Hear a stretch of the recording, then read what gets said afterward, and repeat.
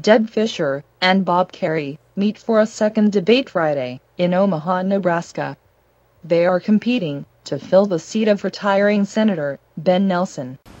For the next hour, the U.S. candidates for Senate from Nebraska will answer questions from a panel of journalists. Please join me in welcoming the Republican candidate, State Senator Deb Fischer.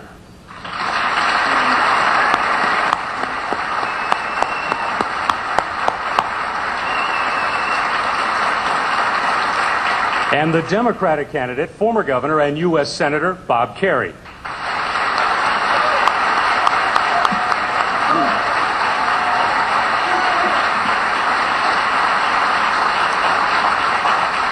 Our panelists in this debate are KETV News Watch 7's Todd Andrews, Omaha World Herald political reporter Robin Tisver, senior producer reporter with NET News Mike Tobias. Now, the panelists in this KETV News Watch 7 Greater Omaha Chamber debate will ask the candidates a series of questions. Each candidate will have 90 seconds to answer, then will be given 30 seconds of rebuttal time. Our audience here at the Omaha Community Playhouse includes guests of both candidates. We ask you all to refrain from any displays of approval or disapproval, and to withhold your applause until the end of our hour-long debate, since cheering only takes time away from your candidate. And we do thank the Omaha Community Playhouse for providing this beautiful venue. We want to begin with our opening statements, 1 minute long each, and under rules agreed upon by both candidates, a coin flip determined who will go first, and that is Senator Fischer. Thank you very much. A little over a year ago, I began this campaign for the United States Senate, and I introduced myself to Nebraskans as I traveled all across the state, because I'm not your usual politician. I'm a wife of 40 years, a mother of 3 grown sons and a great daughter-in-law. We're ranchers, we're small business owners, and I've been a citizen legislator for the past 8 years. I'm a conservative who believes in limited government. I've worked with my colleagues in the legislature, and we've taken on those tough issues. We've made those hard decisions. We've cut spending, we've balanced our budget, and we've provided tax relief. That's what we do in Nebraska. And that's what we need to do in Washington as well. Nebraskans are saying enough. Enough spending, enough debt, and enough taxes on the middle class. Nebraskans are ready for a real change. We want and we need to have somebody there who's going to take the Nebraska way to Washington. And I promise you that's what I'll do. Senator Fischer, thank you. Senator Kerry. Well, first of all, let me assure you that I am still Bob Kerry. I look a little different than I did before. I'm a little older, grayer, and hopefully a little wiser. You know me. You know I went to war. I came home to Nebraska, started a business that now employs more than 700 people. You know I was your governor when we had a recession and a large deficit, and we came through for you and got the job done. You know I was your senator when the nation had a recession, another large deficit. Again, we came through for you to get the job done. I'm a candidate for the United States Senate because Washington is a mess. Both parties have made commitments that we cannot keep, and nobody wants to do anything about it. I promise to go to Washington to change our Congress, and I promise to work with Republicans to get our budget balanced so that we can set a different course for our country. My opponent promises more of the same. It's slogans, not solutions. She signed the Norquist Pledge and a constitutional amendment that will be very bad for Nebraska.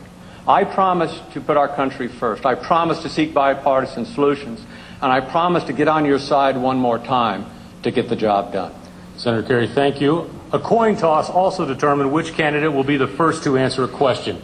It goes to Senator Kerry from Todd Andrews. Todd. Senator Kerry, what would you say to people who are not only unemployed but have also given up looking for work altogether?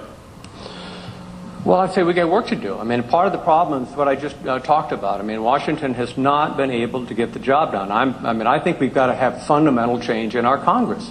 Fundamental change. I'm advocating a 45-word change in our Constitution to force the Congress to organize in a nonpartisan fashion, to force term limits of 12 years, to force give the Congress permission to ban all outside money and limit what that can be spent in campaigns. Money is corrupting our agenda and making it difficult to balance our budget, making it difficult to simplify our tax code, making it difficult to get a farm bill and things that used to be relatively easy when I was in the Senate. Congress has become way too partisan, and it's become way too difficult as a consequence to do the things that the people themselves want to have done. Senator Fischer. What I would say to people is we need to change the direction our country's headed. We have had over 40 months of unemployment over 8%. In Nebraska, we have an unemployment rate of 4%. We've created jobs here in this state. That's what we need to do in the United States as well. You know, I have a jobs plan. We need to back government away from small businesses. We need to have government reduce those regulations that are such a burden on our businesses so that they can create jobs. We need to reform a tax code. We need to reduce energy costs. People are looking for opportunities to work, and we need to help small businesses to create those opportunities. Senator Kerry, you have 30 seconds. Well, Senator Fischer, I've looked at your plan. First of all, you signed the Norquist Pledge, which wouldn't allow you to say to Americans over the that generate more than $1 million of income that you ought to pay the same tax that your employees pay. And secondly, your balanced budget amendment would at least double unemployment in the state. It's a fact. It's not. This is not me exaggerating here. I've examined the balanced budget amendment that Senator Fischer supports, and it will at least double unemployment in our state. Senator Fischer. I disagree with Mr. Kerry on his numbers, obviously, and with regards to the Buffett rule, if you're going to tax every millionaire that makes over $1 million, that can run the government for 17 hours. You know, let's stop with the scare tactics. Let's look at how we're going to help businesses create jobs and make opportunities for people in this state and in this country. And we can do it. We can do it by reducing regulations. We can do it by having an energy plan. We can do it by repealing Obamacare. Thank you, Senator Fischer. Our next question for Senator Fischer comes from Robin Tisver, Chief Political Reporter, the Omaha World Herald. Robin? A big question in this year's election cycle is, are we better off today than we were 4 years ago? My question, are we? No, we're not better off as a country. We're not better off with our economy. We're not better off with our position in the world.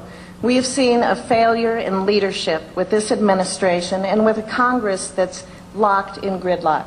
We need to send leaders to Washington who are going to make tough decisions. I've shown you that I've been effective here in Nebraska in taking on tough policy issues. We've worked together. We've made those tough decisions.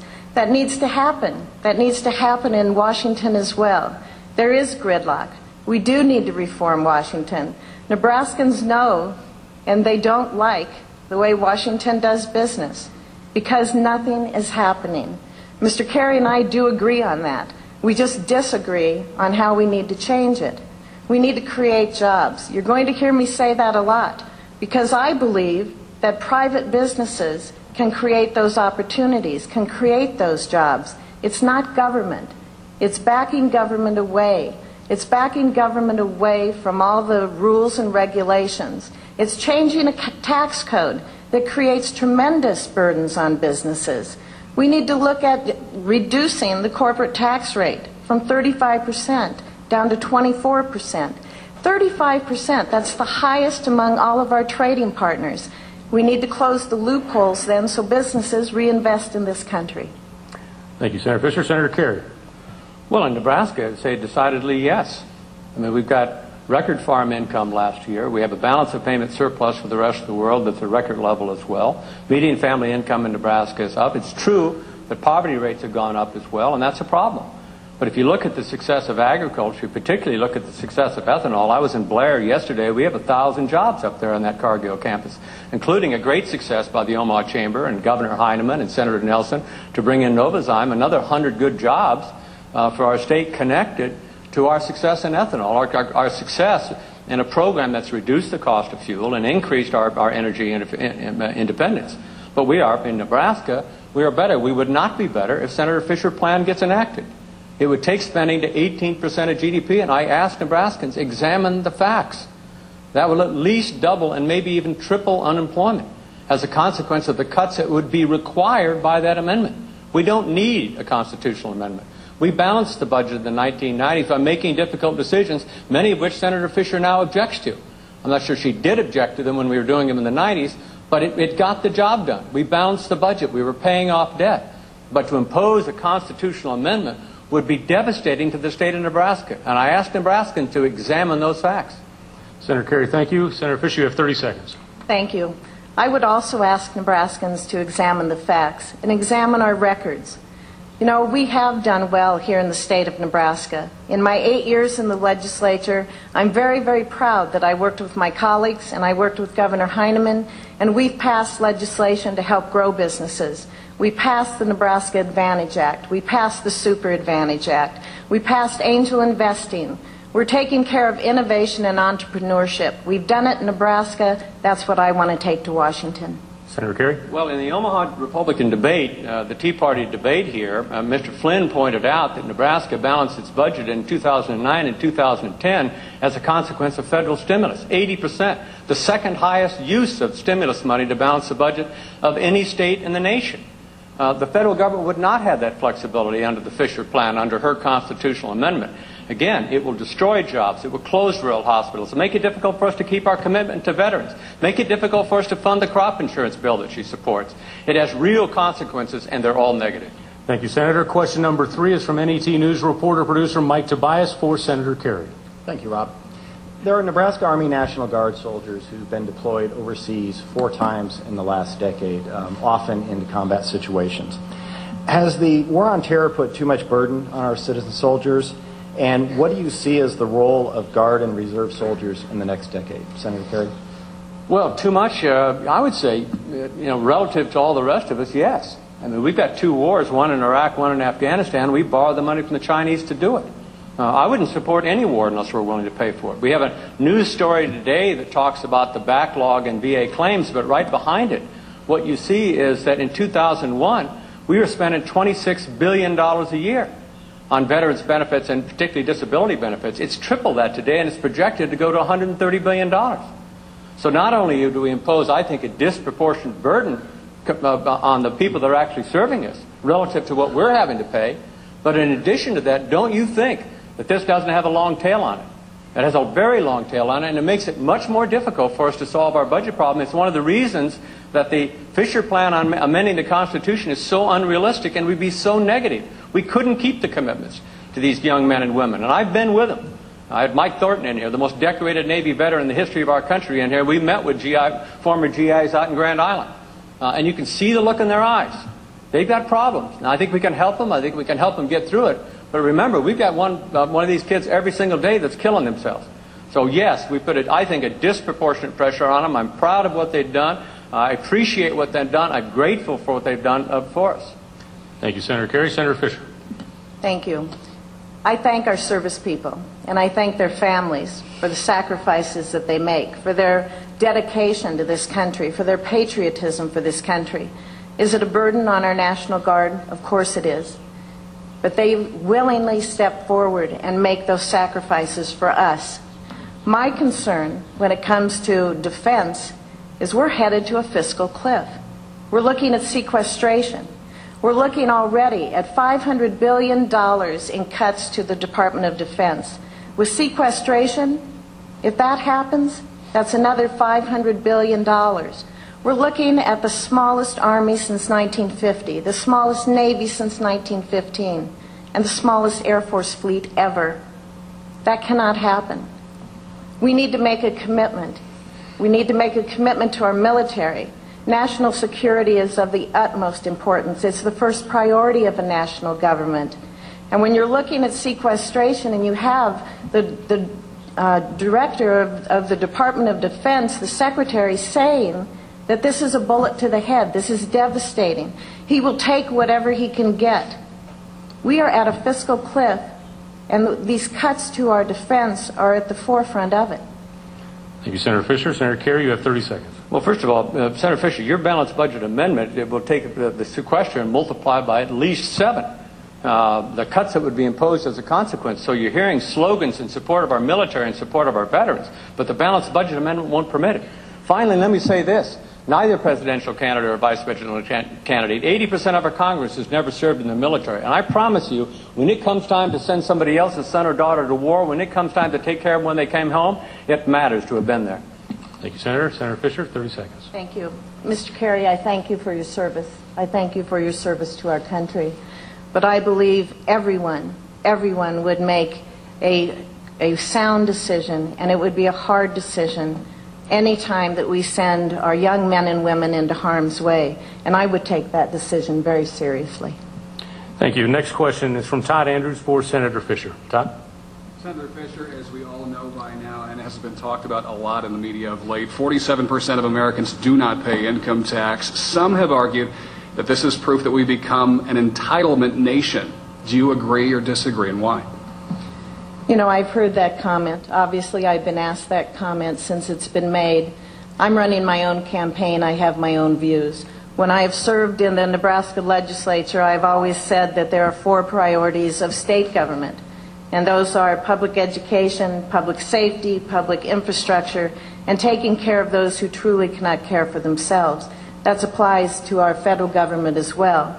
There are people that need help, and government needs to help those people. That's a given. And to make comments on both sides in trying to divide this country and divide the people of this country, that serves no purpose. People sometimes need help, and government should be there for them. Senator Fischer, thank you. Senator Kerry? Well, I do know I've been a lot more careful looking for those video cameras when I'm answering questions as a result of Governor Romney's problem. But look, there's a grain of truth in it. I don't think a Social Security beneficiary, Medicare beneficiary is a moocher if they or a disabled veteran is a moocher. But when I said in my opening statement, Republicans and Democrats have made commitments and we can't afford to keep them. Look at either one of those 2 programs. Either one of those 2 programs. They're enormously important programs, but it's a $60 trillion unfunded liability. That's $400,000 worth of debt for every single person in the workforce. It isn't fair. It simply isn't fair. In the State Fair debate, Senator Fischer said nobody over the age of 40 should have to pay more or take less. That's basically saying to people under the age of 40, if you think your lives are difficult now, just you wait another 18 years when 30 million more Social Security and Medicare beneficiaries are going to be on the rolls. We've got to solve this problem, and I do honestly as well believe that the Social Security plan that I've endorsed, which has the support of conservative Republican Senator Tom Coburn and the Medicare proposal as well with his support, I think that's the foundation for balancing our budget. It's way too easy to demagogue this stuff, and I've listened to both President Obama and Governor Romney both demagogue and misrepresent the facts of what's going on with both of these programs. So I don't regard people who are getting government benefits as moochers, but we've got a huge problem here, and we've got to address it, because if we don't address it, it won't be long before we're Greece. Thank you, Senator. Senator Fischer, you have 30 seconds. Thank you. I believe the government has to honor their commitments. When promises are made, promises are kept. And we need to honor the commitments we've made to our seniors, and that's why I say, let me be clear, no one over the age of 40 should see their benefits cut or their taxes increased. Promises were made by government. Promises need to be kept. We need to find ways to make sure that that's going to happen, and I believe there's bipartisan support to do so. No one's going to watch Social Security fail. Senator Kerry. Look, the promises are made in order to secure the votes of people over the age of 65. That's why they're made. And we keep promising. Since the Second World War, we've been doing it. The problem is, it's a $60 trillion unfunded liability. And the question is, are we going to solve the problem? Are we going to pander to the audience one more time and ignore it? And if we ignore it, God help the United States of America. Thank you, Senator. Next question is from Robin Tisver for Senator Kerry. Robin? Recently at their national conventions, Republicans called for a constitutional amendment banning all abortions with no exception for rape or incest. Where do you stand on this proposal and why? I vigorously oppose it. I trust women to make that decision. It's a difficult decision. There are a lot better ways to reduce the number of abortions and regulate women. How can you be for deregulating business and then want to regulate half our population? You've got to think about what that would require our law enforcement community to do. And it doesn't stop there, by the way. Our working mothers are in trouble. We've got to get prenatal care to them. We've got to get increase the amount of money we provide for child care. We've got way too many of our children that are coming into kindergarten behind. And if they're behind in kindergarten, we lose them forever. But I've been involved with a project here in Omaha, Nebraska called Project Harmony for the last 30 years. It's 2,500 kids, 2,500 kids a year here in Omaha that are provided refuge. They're being sexually abused or physically assaulted in their own home. So we got to pay attention to those kids. We got to help them. We got to help the moms and the community leaders that are trying to solve this problem, because it's a real and clear problem. I don't think we should regulate women in making this decision. I think the government should stay out of it. However, it doesn't stop there. There's lots more that needs to be done to make certain that the children that we're bringing into this world have a fair and decent opportunity to live to their full potential. Senator, thank you. Senator Fischer? I am pro-life, and I believe in the sanctity of life.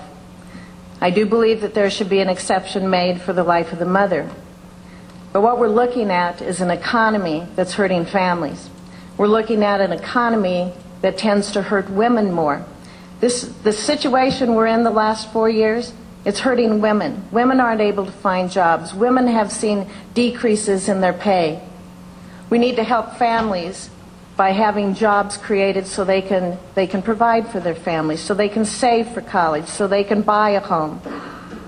But when it comes to decisions on life, yes, I am pro-life. Senator Fischer, thank you. Senator Kerry, you have 30 seconds. Look, there's a lot more ways to be pro-life than amended our Constitution to say that women cannot make their own reproductive decisions, up to and including, under Senator Fischer's proposal, having to prove that they were forcibly raped. It's wrong. It's unnecessary. And she has an F voting record with the Voices for Children. She voted against providing prenatal care, said it was going to be a magnet for undocumented. It wasn't just undocumented. It was undocumented others as well. We've got to take care of these kids, and we can't just give slogans. We're going to have to put more time into our kids, and we're going to have to put more money into them as well. Senator Kerry, thank you. Senator Fischer, 30 seconds. The comments made by the gentleman from Missouri were offensive. They were offensive to me as a woman. I do not support those comments at all. What I do support, and what I have supported, and we've seen passed here in Nebraska, are parental notification, our protection for unborn children. That's important. It's passed here in Nebraska overwhelmingly with bipartisan support, with a number of senators who have stood up on the floor and supported those issues because they believe in the importance of life. Thank you. The next question from Mike Tobias is for Senator Fischer. Mike? One constant theme that I've heard throughout this election year has been voter frustration with partisan politics. You've both talked about this. With that in mind, talk about one current or recent U.S. Senator from across the aisle whom you admire and why. Senator Fischer? We get this question a lot, don't we? No, of course it's important to be bipartisan. I always say to folks, you know, look at my record here in Nebraska. You are not elected chair of a major committee. You're not elected to leadership if you are strictly a partisan person. We've worked across the aisle on a number of issues in this state and taking on those really, really tough policy issues and building consensus. That's how you get things done. I would hope to do that in Washington as well. Before, I've mentioned a couple times names, Senator Manchin, Senator Warner. They've expressed interest in making spending cuts, in reforming the Health Care Act. So those are individuals that I would look to in order to work with on issues. But I believe there's bipartisan support on a number of issues. For example, the corporate tax rate. There's bipartisan support for that. There's bipartisan support at looking at reforming the tax code, at looking at repealing the death tax, which we've done in Nebraska, at looking at repealing the alternative minimum tax. That was set up as a parallel tax that was put out there to try and capture income from wealthier individuals, but it wasn't indexed for inflation. And now it's dipping down and it's hurting the middle class, so that 1 in 5 people in the middle class are affected by that. And there's bipartisan support for a number of issues, including those. Senator Fischer, thank you. Senator Kerry? Well, first of all, Senator Fischer, you can work with me as well. I support cutting spending, and I support fixing the affordable health care as well, not repealing it, but fixing it. Look, I worked with Dick Shelby to reform our intelligence structure after we had a major breakthrough with a spy called Aldrich Ames. Rob Portman and I reformed the Internal Revenue Service. Pat Roberts and I, Republican Kansas, did crop insurance. Johnny Isaacson did the same thing with me on web-based education. I worked with George Bush and with John McCain to normalize relations with Vietnam. It was a wonderful bipartisan accomplishment that I'm quite proud of personally. But it isn't just identifying Republicans that I can work with. The rules have to change. And I promise you that if I get elected to the Senate, I believe I can persuade Americans to amend our Constitution, to abolish the caucus, instruct the Congress to organize in a nonpartisan way, to set 12 years of consecutive service as limitation, allow the Congress to ban both outside money and the amount of money can be spent in campaigns, because it's corrupting our political decision-making. We need to change the rules of the filibuster. We need to go further than that and reduce the number of committees, reform the congressional pension, which is way out of whack with what the marketplace will pay. So there's many, many changes that need to occur, not just identifying somebody that I can work with, but who am I going to fight? And I'll be fighting with Mitch McConnell and Harry Reid on a regular basis, because we have to change Congress. It's not accidental that more Nebraskans support waterboarding than support the United States Congress. Senator Kerry, thank you. Senator Fischer, you have 30 seconds for rebuttal. Thank you. You know, throughout my adult life, I've been very fortunate to serve on a number of boards, a number of commissions. I was a school board member for over 20 years. And in that capacity, you learn to work with any number of people, any number of Nebraskans. On a school board, you work with your educators, your board members, the administration, and most importantly, the people in a community. You know, I've done that, not just in the legislature, but throughout my adult life. And that's something that I believe I have a talent for, and I would take it to Washington. Thank you, Senator. Senator Kerry. Well, first of all, and for those of you who are supporting Senator Fischer, don't worry, I'll work with you after this campaign. I've done it before. I don't regard whether or not you support me as whether or not I'm going to be an ally of yours after the fact. But we've got to change Washington. It just isn't going to work simply to identify Republicans or Democrats that we can work with, unless and until we change the rules of the Congress. And it's going to be a fight. But I do believe we can persuade America that it needs to be done, and I personally believe I can persuade Americans that we need to amend our Constitution. Thank you, Senator. The next question for Senator Kerry comes from Todd Andrews. Todd? Senator Kerry, what do you like about the Affordable Care Act, and what would you change about it? If you drop the requirement that everyone buy insurance, would the program even be possible financially? Well, I like a number of things about the Affordable Health Care Act. It's a big difference between Senator Fischer and myself. She wants to repeal it. I don't. I think it needs to be fixed. I'd eliminate the employer mandate. I like very much that it's a market-oriented program, because we're creating state exchanges where people can buy insurance. I like very much that it already has decreased the cost of 300,000 Nebraskans over the age of 65 on Medicare for their prescription drugs, and it's increased the amount of money and opportunities for them to get preventative care and preventative testing. So there's many good things that are already there. But the big moment's going to occur in 2014. 120,000 working men and women in Nebraska. 120,000. You know who they are. Anybody that makes less than $10 an hour, practically. 12,000 veterans and their families are in that 120,000 group. They're going to be able to afford to buy health insurance. And I can tell you from personal experience, and other than it makes the difference between life and death, other than it oftentimes can determine whether or not you can hold a job, other than it determines whether or not you're going to be able to survive as a family, it won't have much of an impact. I think you'll have trouble finding anybody 8 or 9 years from now who will say, honestly, they oppose this act. It'll be good for the people of Nebraska. I believe it's going to be good for our economy. It's going to be good for our rural hospitals. I can identify a number of things that need to be changed, but fundamentally, I think this bill would do an awful lot of good for our state. Senator Kerry, thank you. Senator Fischer? I want to repeal the Affordable Health Care Act. And I believe then we need to step forward and go in a step-by-step fashion in order to address accessibility and affordability of health care in this country. We need to look at tort reform, liability reform.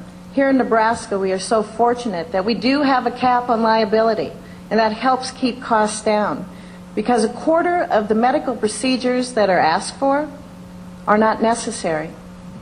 Doctors do it because of their concern on liability. We need to look at carrying insurance across state lines. That'll make it more competitive, more affordable. We need to look at making it easier for healthcare associations to be formed, so businesses and individuals can get together and have a more competitive and affordable healthcare insurance. We don't need to have a mandate. We don't need to have a board come between a patient and a doctor. And we certainly do not need to steal over $700 billion from Medicare to pay for it. Senator Fischer, thank you. Senator Kerry, 30 seconds. This last statement, this is what's wrong with the political debate about what to do about Medicare. Nothing was stolen. That's a decrease in reimbursement to insurance companies and hospitals, and all it did was extended the insolvency date of Medicare back 8 years. Do what she wants to do. Insolvency occurs in 2016. It's political rhetoric. Obama's using it. Romney's using it. They're all out there using it. I just ask you this question on the Affordable Health Care Act. why aren't there any Nebraskans over the age of 65 who are uninsured? And the answer is federal law. And the same arguments you're hearing against the Affordable Health Care Act were leveled against Medicare in 1965. Thank you, Senator. Senator Fischer, 30 seconds. Thank you. This is stealing over $700 billion from Medicare.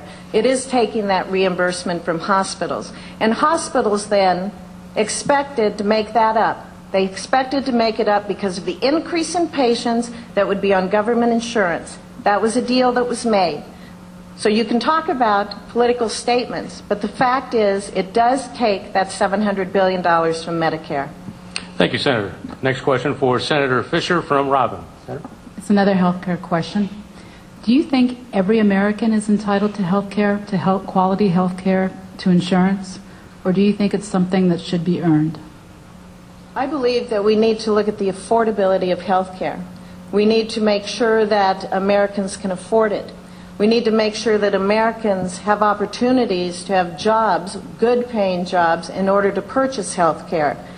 We always, as I said earlier, we always need to be cognizant and take care of those who truly can't care for themselves. We need to look at pre-existing conditions, for example. And I hear that bipartisan talk on both sides. And I know that that will happen. We can work this out so that people with pre-existing conditions are covered. But my main concern is to make it affordable. Health care really now isn't affordable for anyone. You can all look at your insurance.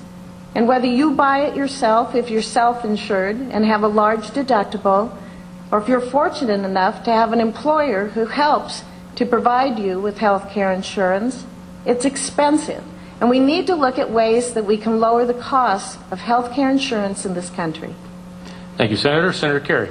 Well, first of all, I'll take a little of this time to go back one more time. That $700 billion pushes the insolvency date of Medicare out to 2024. Reverse it, and it's insolvent in 2016. That's a fact. That's not an exaggeration. No, I don't. Look, we have a messed up healthcare system, in my view, particularly on the financing side. And I think there's lots that we can do to take the Affordable Health Care Act and increase the number of people who have insurance. I don't think you should ever get to a point where you say health care is free. There was a bumper sticker once I saw that if you think health care is expensive now, wait till it's free for everybody. We do all have to face the cost of health care. We do all have to participate in some fashion in controlling the cost and asking ourselves the question, how far are we going to go? What do we want to spend our money on? But under current law, what we currently have is guys like me that get blown up in a war, we're eligible for subsidies. I would not recommend that as a way to become eligible for subsidy. But if you hit the age of 65, if you got a kidney that needs dialysis, if you're poor and the Medicaid is the worst, you got to promise to stay poor in order to be eligible. You work for the right employer, those who provide health insurance, or for the government. Federal, state, city, school, county, they're all subsidized. So I do think if you think about the Affordable Health Care Act using these exchanges, I would very much like to see the Fed swap out K through 12 and take over the acute care portion of Medicare to remove the burden of Medicaid from the state, but also to get to a point where we could really start to use these exchanges as a way to increase the number of people who have health insurance, but also are facing the true cost of the care. Thank you, Senator. Senator Fischer, you have 30 seconds. Thank you. You know, every day we learn more and more about the Affordable Health Care Act. And as I talk to medical providers across this state, they have deep concerns. They cannot expand their businesses, doctors who are in private practice, because of the uncertainty. We have hospitals that are concerned, especially in rural Nebraska. You know, I have a number of critical access hospitals. They don't know what's coming because of the uncertainty that's out there with health care. But I always go back to, we need to make sure that health care is affordable, and that wasn't addressed in the debate that passed, or the non-debate that passed the Affordable Health Care Act. Thank you, Senator Fischer. Senator Kerry, 30 seconds. Well, I've seen and heard the same uncertainty, but a lot of that's associated with the fact that Congress kicked every single tax and spending decision beyond the election, and it gets back to the need to reform Congress, to change it so that it stops doing that sort of thing. There's a lot of uncertainty that's born of people saying they want to repeal the law. They don't know what's going to happen after the election. These exchanges can work. These exchanges are market-oriented. There's a lot that needs to be changed about this system, but we need to go forward and not back. Thank you, Senator. Next question from Mike Tobias for Senator Kerry. Mike?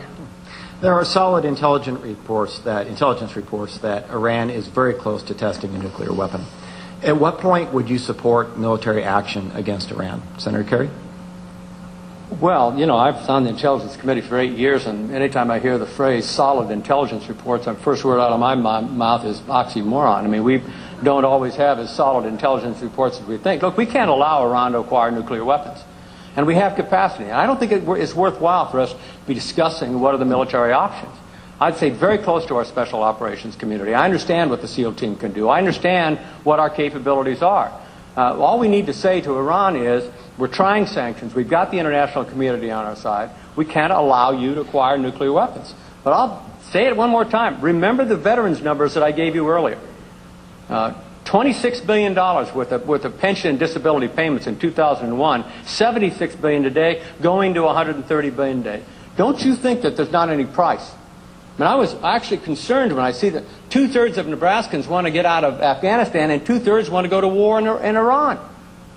We all get worked up and wave the flag and get patriotic at the start. I was in a war where that was the case. And after 3 or 4 years, we ran out of gas. Remember, you got to answer the question, what happens afterwards? And I think we have to be very, very careful. Simultaneously, we're making it clear to Iran we have tremendous amount of military capability, and we'll use that military capability, if necessary, to prevent you from acquiring nuclear weapons. Senator, thank you. Senator Fischer. Iran cannot be allowed to acquire nuclear weapons. But we have an administration that has sent mixed signals. We have a strong, strong ally in Israel, the only democracy in the region. This isn't just their problem. It's not just the problem in the region. We're looking at the country of Iran, where it's estimated in 3 years they will have ICBMs that can reach the United States. This is a concern for the world. It's a concern for our country. We have an administration that hasn't been clear on foreign policy, and there's been a lack of leadership. In 2009, there were protesters in Iran. We heard nothing from our government. In 2011, the government finally stepped forward, and we saw some sanctions put in place. I'm happy to see that European countries have also stepped forward and implemented sanctions against Iran. But we need to have a strong administration who's going to make it clear that a line needs to be drawn. We've never heard from this government. We've never heard them say that Iran should not be enriching uranium. We need to make clear, if we're going to be leaders, if the United States of America is going to be a leader in foreign policy and keep stability in this world, as has been our mission in the past, then we need to make it clear. Senator Fischer, thank you. Senator Kerry, you have 30 seconds. Well, I'm not running for president, so I don't want to get into a disagreement with President Obama or Governor Romney on what should we do in Iran. Just say again that we can't allow them to acquire nuclear weapons. But we got to answer the question, what happens afterwards? The Fifth Fleet's in Bahrain. That's in the Persian Gulf. They don't call it the Persian Gulf for nothing. We got all worked up when we launched cruise missiles in on Libya in the middle 1980s, and we're all fired up. Wasn't that great? And then they knocked down Pan Am 103. What did we do afterwards? It's not as simple as saying we're just going to go in there. I believe we've got to draw a line, but I think we've got to be very conscious of what it means when we do. Thank you, Senator Kerry. Senator Fischer. I would just reiterate that we need to have leadership here in this country when it comes to foreign policy. We haven't seen that in the last 4 years, and we're witnessing now the turmoil, which I believe is due in part to that. We've seen terrorism and Al-Qaeda resurface in Libya. This world is not a safe place. Our world has changed in the last 11 years. It's become less safe. And if we don't have strong messages sent from Washington, it makes it even less safe. Thank you, Senator. Next question for Senator Fischer from Todd Andrews.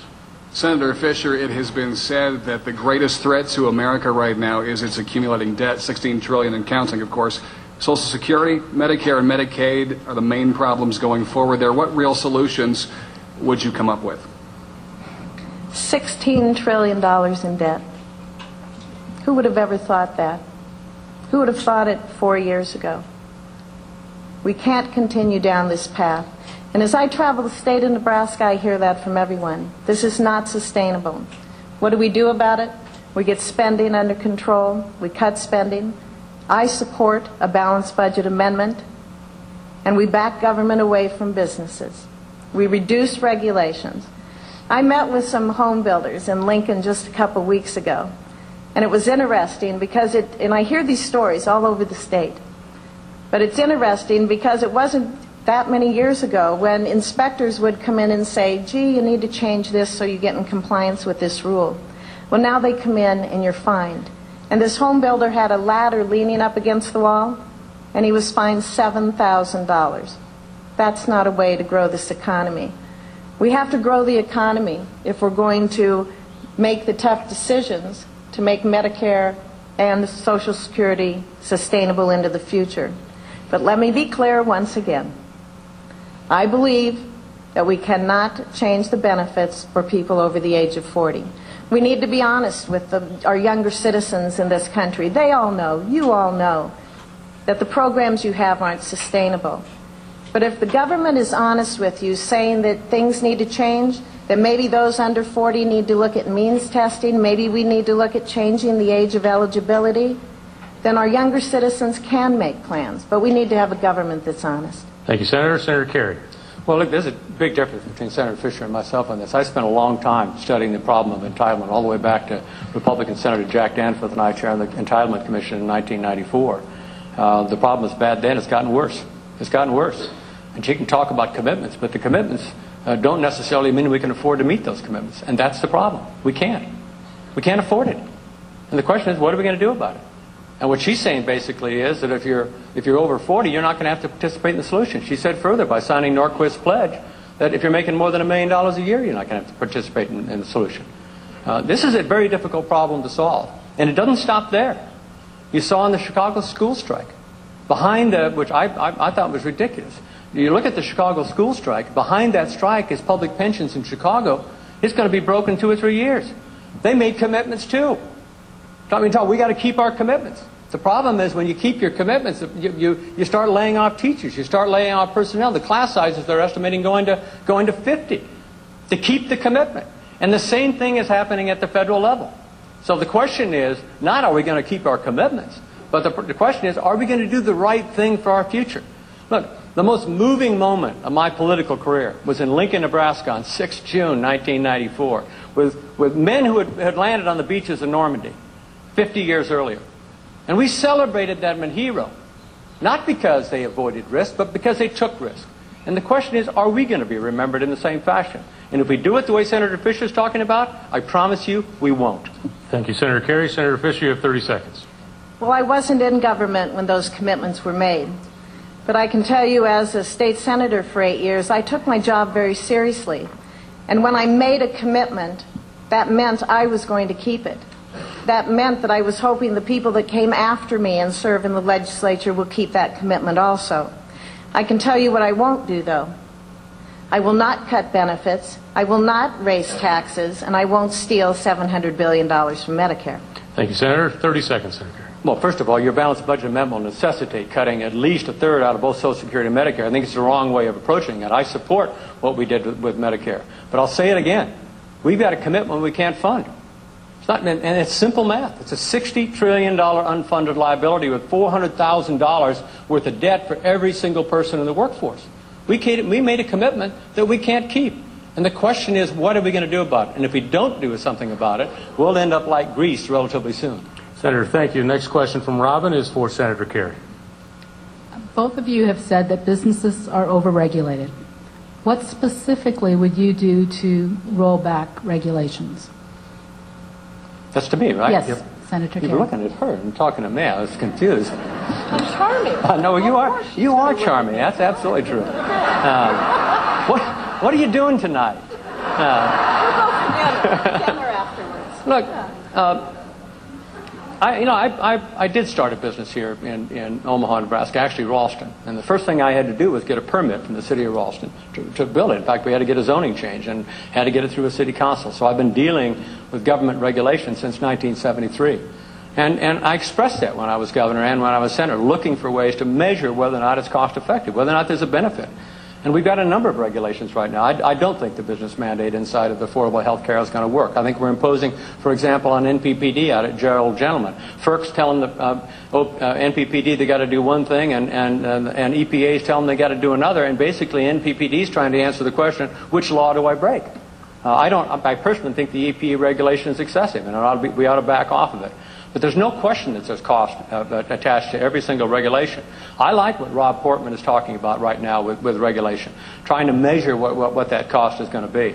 I don't support tying it all up, but what he's basically talking about is these federal agencies write a rule in advance or an instruction, I can't remember the exact noun, before the rule itself is promulgated and has the impact of the rule even before the final rule is done. So there's lots of things that I think that we can do to decrease the cost of regulation on business. And I don't think there's any question that it would be stimulative to our economy and help us create more jobs. Thank you, Senator. Senator Fischer? I think there's lots of things we can do, too. My first priority bill, my first year in the legislature, was a bill by Senator Pat Bourne, who happens to be a Democrat here in Omaha. I chose his bill for my priority bill. And it puts in place here in Nebraska a process whereby a citizen can challenge a rule or regulation to make sure that it meets legislative intent. So I've always been concerned about rules and regulations. We need to look at something like that at the federal level. We need to use a committee process at the federal level, because one senator isn't going to be able to make all these changes on their own. But if you use a committee process and look at those rules and regulations that have a certain economic impact, that's a good way to start. You know, here in Nebraska, we look at the dust. We've all heard about the farm dust and how really ridiculous that rule was. Mr. Kerry mentioned the emissions that our public power plants face. That's a deep concern, because in Nebraska we're so fortunate. We're just so fortunate that we have public power and lower electric rates. It helps us all as consumers, but it also helps us to draw businesses to our state, to grow businesses. It's an advantage to come to Nebraska because of those rates, and you grow jobs.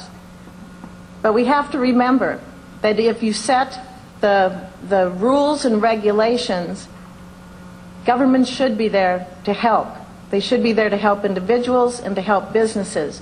We all want safe workplaces. We all want clean water and clean air. That should be the goal of a rule or regulation. Common sense. Thank you. Senator Kerry? Well, look, at the same time, we've got to be get careful not to get carried away with our own pro-business rhetoric. I remember the arguments against Title IX in 1972.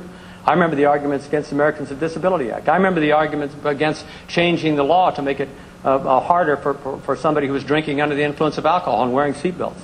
And all those have made America better. 75% of the gold medals were women. Americans with Disability Act has changed what it means to go in the workforce. We've decreased fatalities on our roads with both seatbelts and with tougher standards on drunk driving. Thank you. Senator Fischer, 30 seconds. I do believe in limited government, and I believe in personal responsibility. I don't think government needs to be out there and controlling every aspect of our lives. That's one reason that I am opposed to the Affordable Health Care Act, because of that individual mandate. Government should not be telling every individual in this country what we need to do and what we shouldn't be doing. The rules and regs are just out of control, and they need to be common sense, and they need to be responsible. Thank you, Senator. Next question from Mike Tobias for Senator Fischer. Mike? Thank you. A very broad question, and I am looking at you. Thank you. Thank you. No offense, Senator Kerry. This is a very broad question. Do you have fears for the future of this country? And if so, what are they and why? I'm very optimistic about the future of America. I'm an optimistic person at heart, and I believe that we still have and we still can become a great country. There's a number of proposals out there that, of course, concern me, as they concern all Nebraskans. And I've listened to those concerns, I've listened to those fears as I've traveled across the state. But I still believe that we can turn this country around. I still believe that we can be on a road to recovery. And it's because of who we are. You know, Nebraskans, we always like to say that we're rugged individualists. You know, we're kind of ornery at times, but we're rugged individualists, and we make good decisions because we use common sense. We have those core values. We set priorities. We work hard. We believe in rewarding hard work. We believe in honesty and integrity and keeping your word. Those are qualities of every American citizen. So yes, I'm optimistic.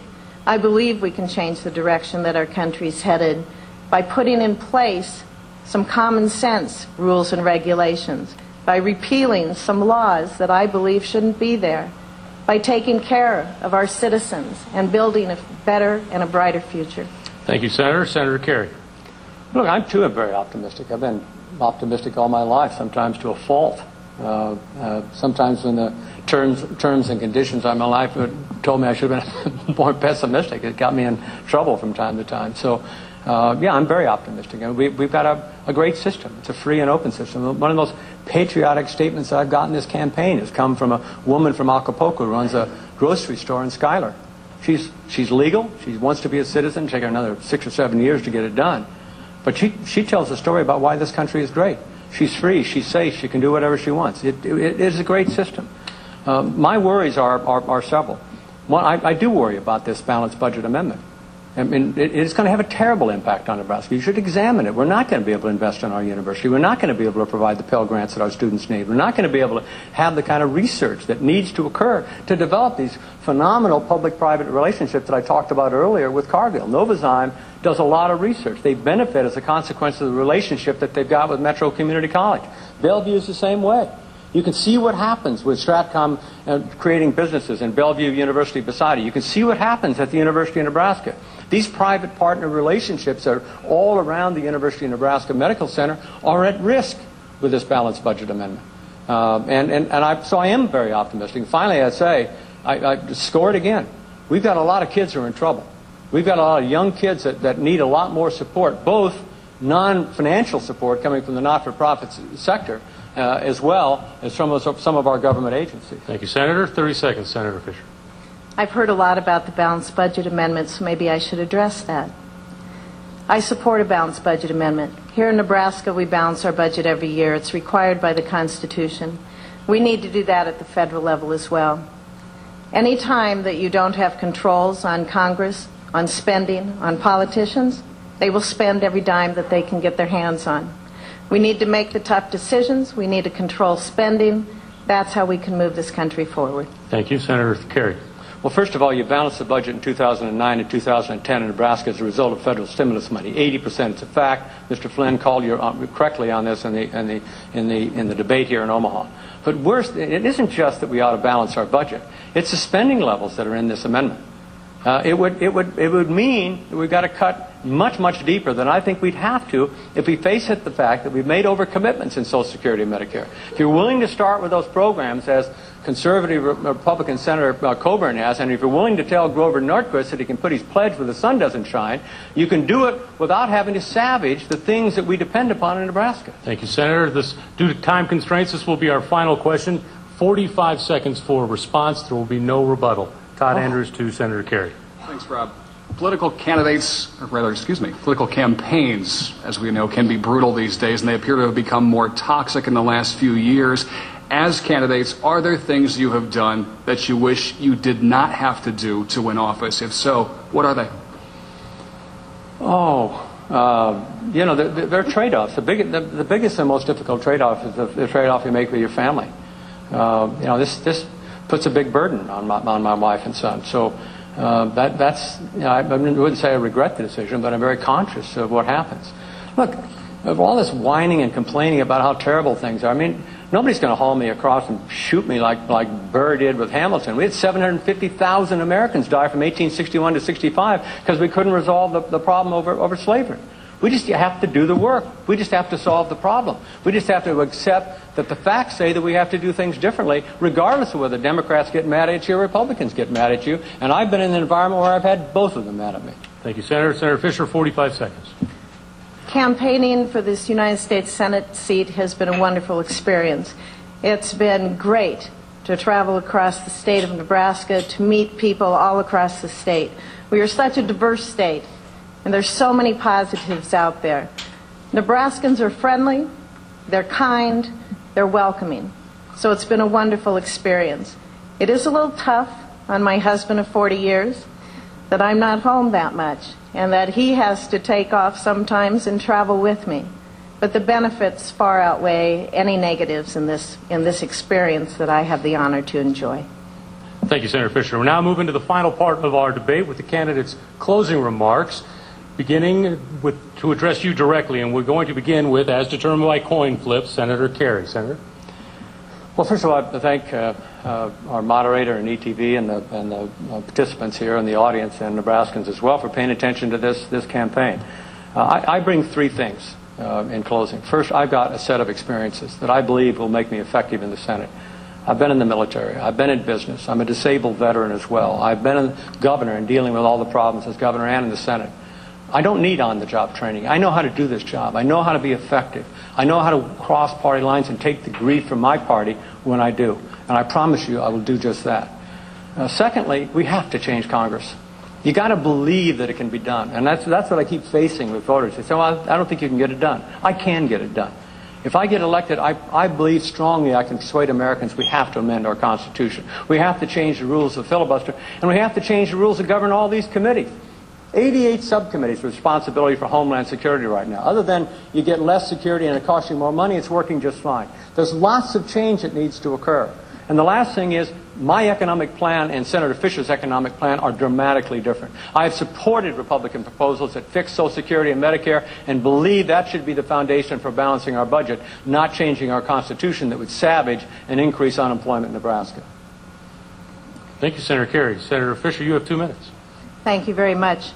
Nebraskans have a clear choice in this election on November 6th. There's a clear contrast between Mr. Kerry and myself on just about every issue. You know, I voted for and helped to pass the largest tax relief package in the history of the state of Nebraska. Mr. Kerry voted for and passed the largest tax increase in the history of our country. I do support a balanced budget amendment. He did not when he was in the Senate. And I would say to you, if it would have passed then, we wouldn't be looking at over $1 trillion deficit today. I don't believe that government should come between a doctor and a patient. I support market-based health insurance. Mr. Kerry supports government-run health insurance. I have a jobs plan. I have a jobs plan so that we can cut spending, but we need to grow jobs to turn this economy around. We need to reduce regulations. We need to reduce energy costs. We need to reform a tax code. We need to repeal the health care law. We need to promote free and fair trade. That will get us on the road to recovery. We face many challenges in this country, but Americans are exceptional people because we have the talents, we have the resources, we have the knowledge, and we have the willpower to overcome those challenges. So yes, I believe in a brighter future for America. I want to help build that brighter future. So I ask for your support and I ask for your vote. Thank you.